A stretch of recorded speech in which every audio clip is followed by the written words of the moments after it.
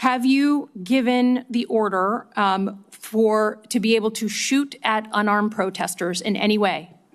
I'm just asking the question. Don't laugh. Like the whole country. And by the way, my colleagues across the aisle. What is that based on? What evidence would you have that an order like that has ever been given? Giving that order to your predecessor, to a Republican Secretary of Defense, who I give a lot of credit to because he didn't accept the order. He had more guts and balls than you because he said, I'm not going to send in the uniformed military to do something that I know in my gut isn't right. He was asked to shoot at their legs. He wrote that in his book. That's not hearsay.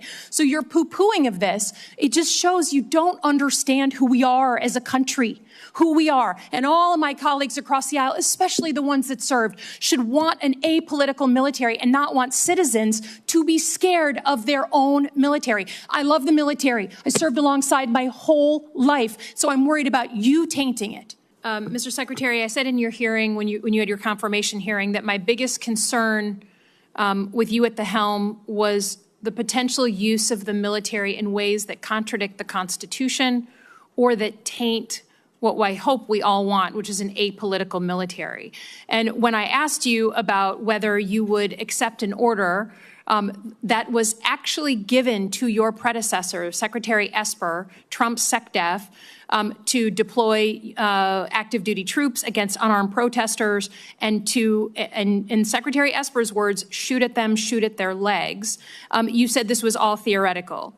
Here we are, a few months later, you've deployed 4,700 troops to Los Angeles and against the wishes of the governor. And my colleague across the aisle was right. It is the first time since 1965 that we have deployed Guard troops without the permission of the governor. In all the instances he laid out, the president had sent in the military to protect protesters, not against the protesters. So you may dismiss it, but I feel like this is a fundamental issue of American democracy. If you love your country and you want an apolitical military, then it should be the last resort, not the first resort in our country to use them. So to get to the non-theoretical, have you authorized the uniformed military to detain or arrest protesters in Los Angeles? Senator, I would just start by saying you're not a protester if you're throwing concrete 100%. at law Arrest those enforcement people. officers. Throw them in the jail. 100%. But what you're doing is something different. Everyone knows this is a political decision, right? So we don't trust that you're using the best interests of the military, certainly, and of democracy on top of that. So have you given the order? That's all I want to know. It's not theoretical. For the U.S. military, not law enforcement. They can arrest all day long. That's their job. Do they have the ability, the uniformed military, to arrest and detain protesters currently today?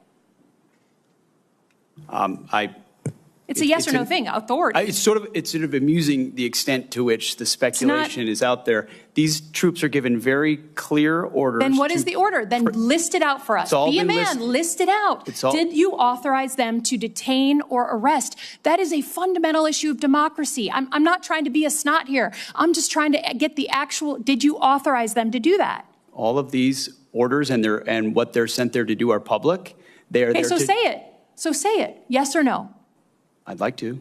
Please, yes or no? As I've said time and time again through interruption, they're there to protect law enforcement, do they have ICE the ability officers to arrest? who are trying to do their job, deporting illegals who were allowed in by the previous administration. So they cannot arrest and detain citizens of the United States, the uniformed military. As we've stated, if necessary, in their own self-defense, they could temporarily detain and hand over to ICE. But there's no arresting going on. And you know this better than you're trying to play political games. There's no arresting of U.S. personnel. Of the U.S. military against members of the protest. Have you authorized U.S. military cyber tools to investigate people participating in these protests? Yes or no? Certainly in no way that I'd be aware of. Okay, that's good. I love that answer. That's great. Have you given the order to be able to shoot at unarmed protesters in any way? I'm just asking the question. Don't laugh. Like the whole country. And by the way, my colleagues across the aisle. What is that based on? What evidence would you have that an order like that has ever been given? It is based on Donald Trump giving that order to your predecessor, to a Republican Secretary of Defense, who I give a lot of credit to because he didn't accept the order. He had more guts and balls than you because he said, I'm not going to send in the uniformed military to do something that I know in my gut isn't right. He was asked to shoot at their legs. He wrote that in his book. That's not hearsay.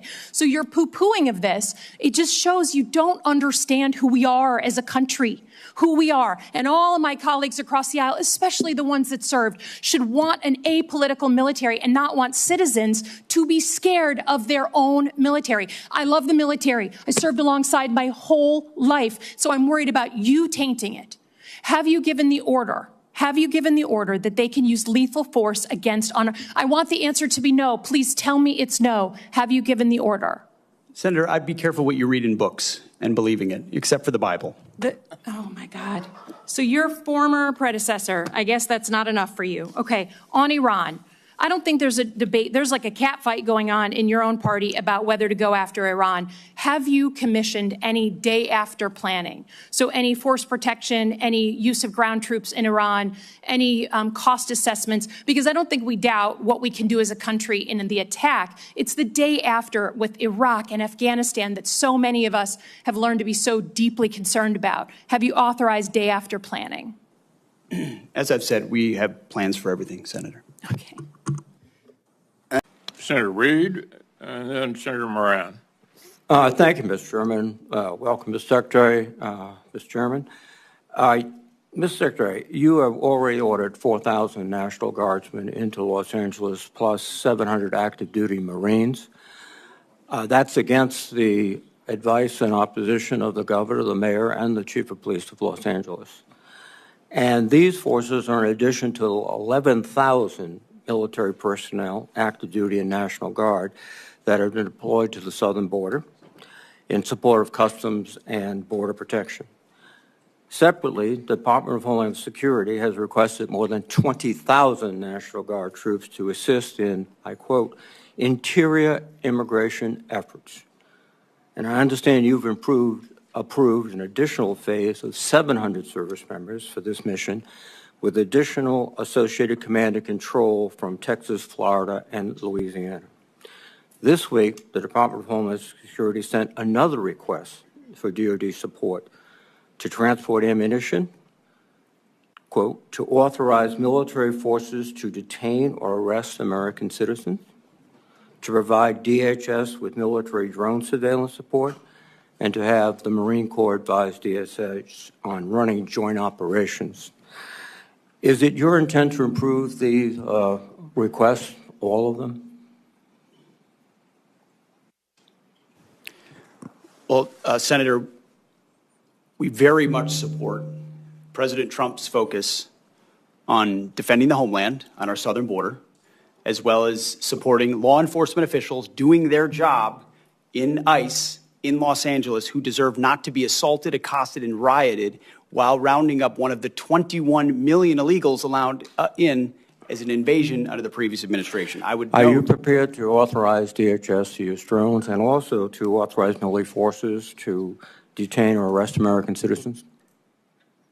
Senator, every authorization we've provided the National Guard and the Marines in Los Angeles is under the authority of the President of the United States, is lawful and constitutional. They are assisting in defending law enforcement officers and law enforcement facilities. So the answer is yes. In the execution of their job the answer is yes. in the city of Los Angeles.